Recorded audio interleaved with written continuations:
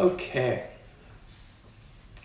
So last week we started talking about this new series. It's called Inside Out, and it's a pretty good series. I'm thinking from the start. I mean, last week we talked about how what Jesus does on the inside of you really ultimately affects the way that you live on the outside, or it should, after all.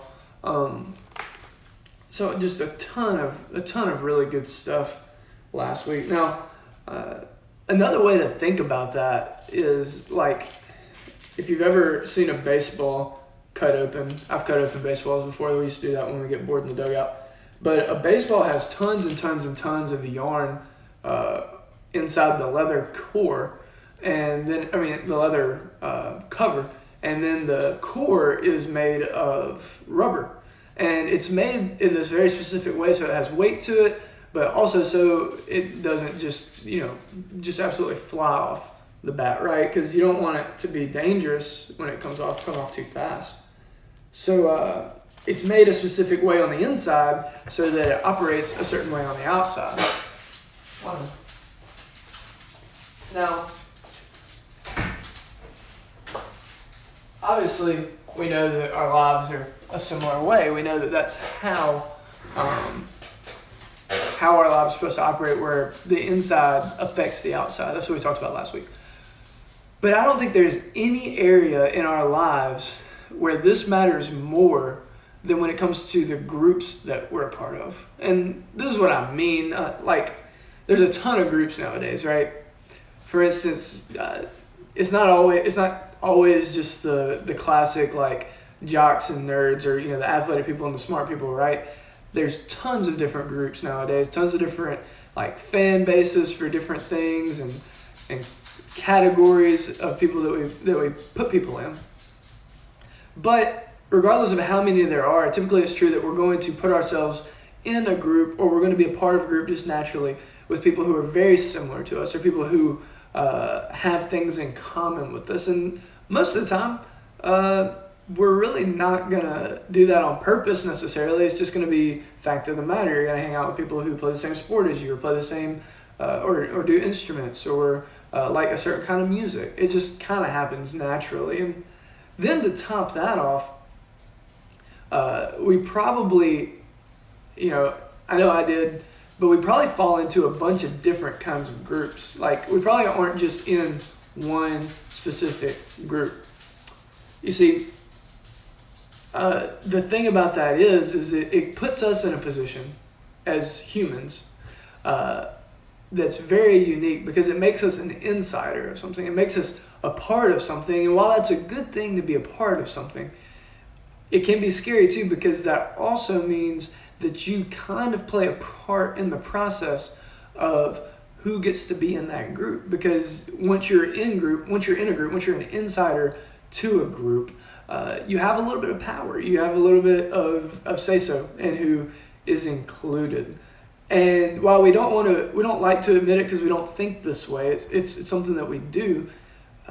I'd be willing to bet that there's someone or another group of someone's that you may necessarily not jive with, you may not necessarily mesh with, you may not agree with what they do, you may not relate to them. They just may be cool with different things, and they may do different things or enjoy different things.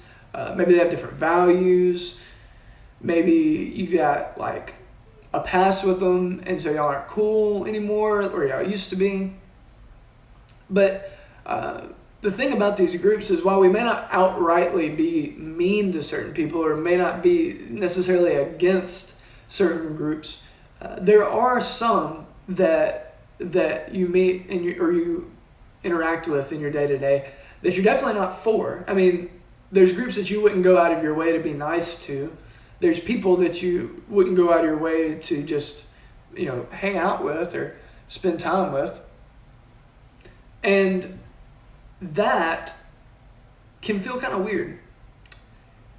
Or awkward or strange. I don't really know the word for it, but I feel like I can feel that feeling. So I'm sure that you've felt this feeling. I'm sure you can understand what I'm trying to say is there's just some groups that that in our day-to-day life we don't cross paths with, and it's not intentional, it's not unintentional, but we do.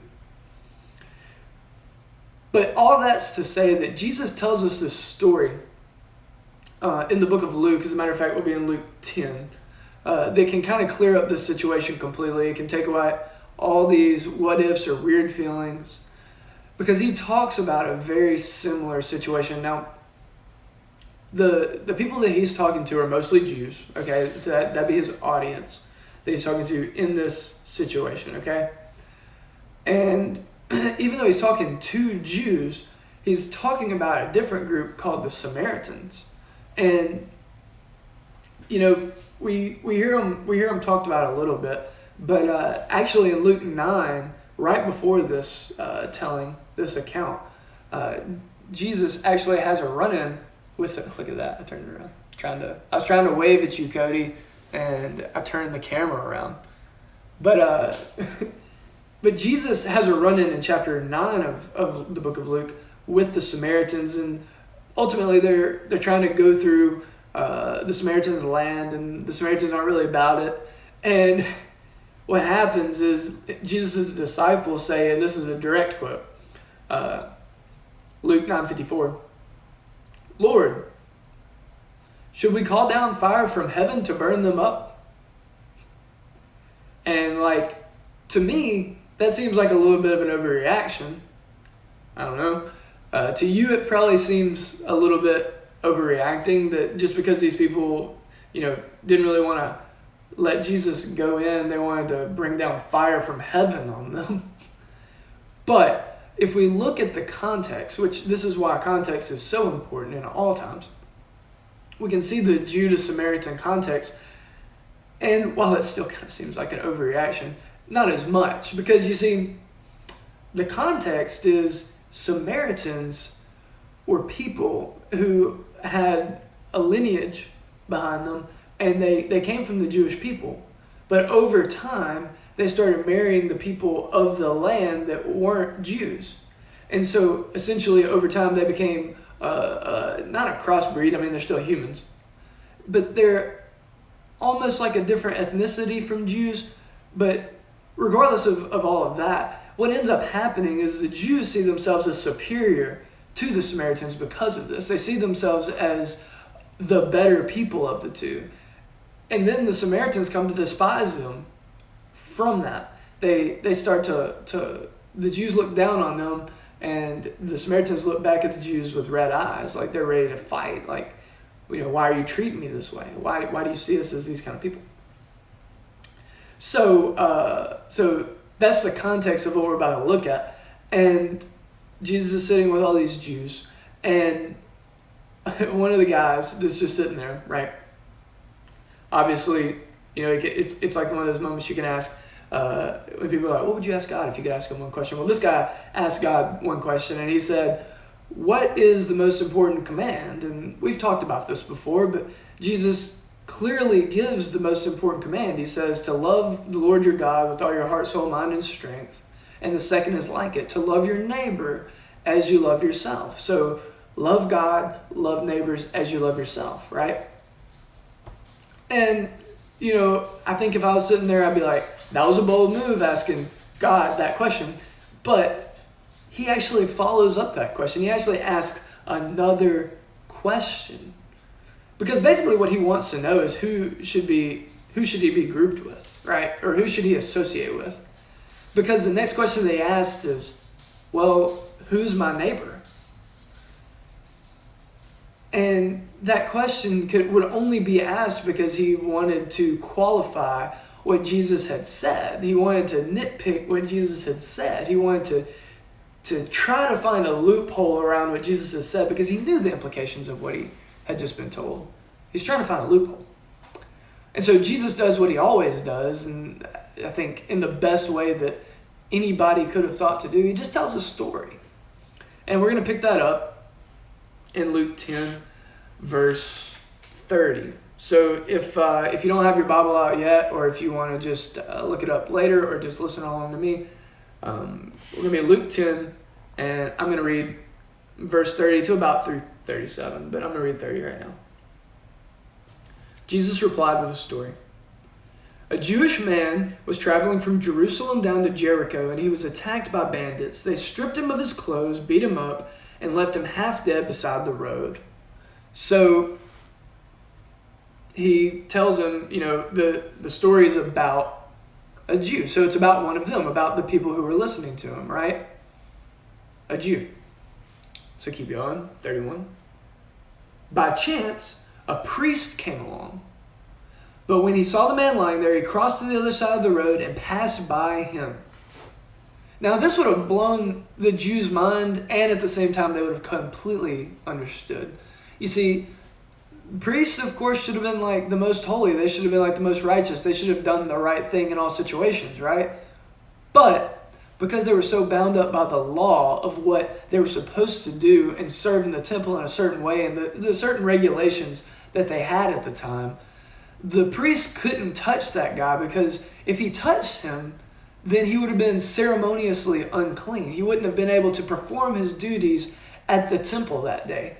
So instead of helping the man, he found his duties at the temple to be more important, crossed the other side of the road, and kind of acted like he couldn't see him. Kind of looked away, so to speak. And then, even after that, a temple assistant passes by, and it's the same thing if you look in 32. I mean, he doesn't do anything. He does the same thing. He crosses to the other side of the road. So the Jews are listening to the story. They're like, okay, well, who's going to help? And I'm sure that their mind, of course, put yourself in their shoes. He's talking about your people. Your mind's going to go to, oh, well, it must just be a normal Jew. It must just be a normal man.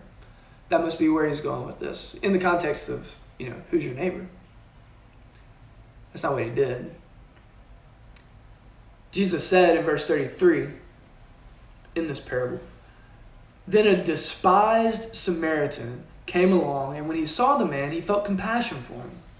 Going over to him, the Samaritan soothed his wounds with olive oil and wine and bandaged them. Then he put the man on his own donkey and took him to the inn, where he took care of him. The next day, he handed the innkeeper 2 silver coins, telling him, take care of this man. And if his bill runs higher than this, I'll pay you the next time I'm here.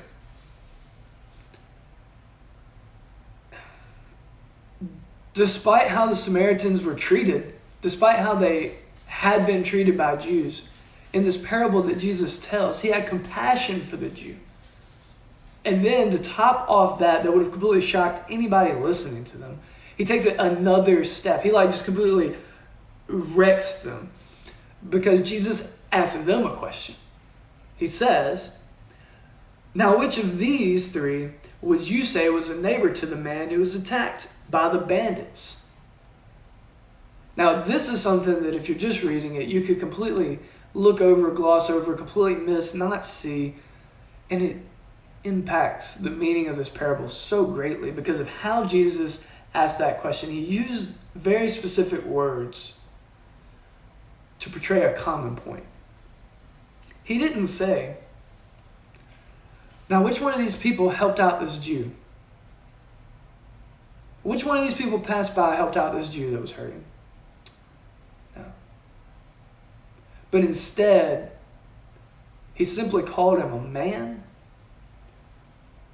and a man that was attacked by bandits, a man that was hurt, a man who had been looked down on, a man who needed help, especially right then. He didn't call him a Jew, he didn't call him whatever. He was just a man who needed help, who was hurting. And what was their response?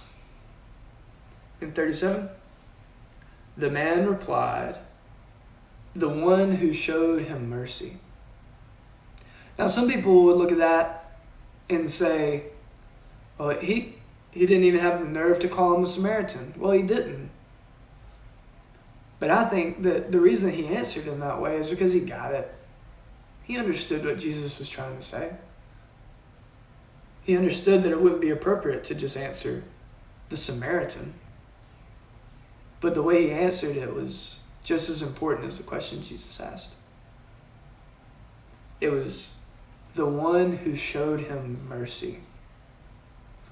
The one that, despite what society was telling both of them to act like. Despite certain rules, despite the way things were supposed to be, he showed the man mercy. Even though he had every right to feel anger at this man for the way that the Jews treated his people, he showed the man mercy.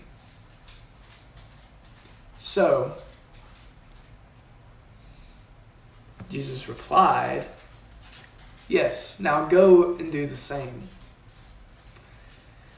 This wasn't a crowd-pleasing story. This didn't make everybody clap for Jesus or be really excited. Group identity was everything for the Jews. It was literally ingrained to every part of their lives, down to their religious structure. Because you see, at the temple, identity was everything. Because women could barely go into the temple. They had their own outer court. And Gentiles could even go in a little bit further. Gentile men, meaning non-Jews, they could go in a little bit further. And then Jewish men could even go in further than that just because of who they were. But even priests who could go in further than the men, they could only go in on certain days of the week. They didn't go in all the time. So even the priests, the highest status, had identity put on them and restrictions placed on them because of their identity. But Jesus, in this story, makes it very abundantly clear what group matters. Because there's only one group that matters. And the group that Jesus cares about is your neighbors. And he also makes it abundantly clear with his parable who your neighbors are. Everyone. There's no wiggle room for that. That's what Jesus says. There's no loophole. There's no weird way to read that. Everybody is your neighbor. And some probably thought very negative about this message. But what Jesus is saying is get over the categories for a minute, guys. He's saying, why do you care so much about the categories? There's a person hurting in the road in this story. Why are you worried about rules? Help the man. He's your neighbor. And the thing that we have to see as followers, y'all, is loving your neighbor isn't just a good idea. It's not just something that we feel like we might want to do because it's a decent thing to do. It's a command. It's something that Jesus has commanded of us. It's something that he desires from us as his followers if we want to look like him and do the things that he did. Not a suggestion, a command. So how? It's easy. Do two things. Decide who your neighbors are. And what I mean is see the worth in people. See the fact that people aren't their status or their group. See the fact that they're created, and they're created as a child of God. They're a creation, a wonderful, beautiful, intricate creation that has a specific purpose because God's created us all for a purpose. And they have value because their value doesn't come from the things of this earth. It comes from their creator. The value of a painting isn't from how people see it. It's from the creator. It's because it was created. It's beautiful because it was created. And so are people. And then the second thing is to take the extra step, because this Samaritan didn't just do the bare minimum. He didn't just, pick the man up and like, okay, you're good. Or take him to the inn and say, okay, you're good. No, he picked him up, took care of his wounds, took him to the inn, paid his debt for the inn stay, and then put a little bit extra and said, if it's not enough, I'll still come back later and pay it if it's not enough. He took the extra step, and that's what we're called to do as followers of Jesus, is not to just live our lives in the comfortableness, not to just go about our day and do the bare minimum. To take the extra step, do the thing that's hard, do the thing that nobody else is doing, do the thing that nobody else wants to do. Carry the books that somebody dropped in the hallway. Don't just pick them up for them. Help somebody clean up a spill that they made. Don't just go get them the napkins and hand them to them. Don't just not make fun of somebody when they're getting made fun of and look the other way. Stand up for them. Advocate for people who are hurt. Advocate for people who are oppressed. That's what Jesus did. That's what he tells us to do here. And then think of how your world and the world around you of others would change if you saw every single person as a neighbor, as someone created by God that God deeply wants a relationship with. And maybe you're the only reflection of Jesus that they'll see that day. I hope you enjoyed this message. I hope that it was hard to hear, but I hope that it'll help you see a little bit better of how Jesus loved people and how we can too. Bye, y'all.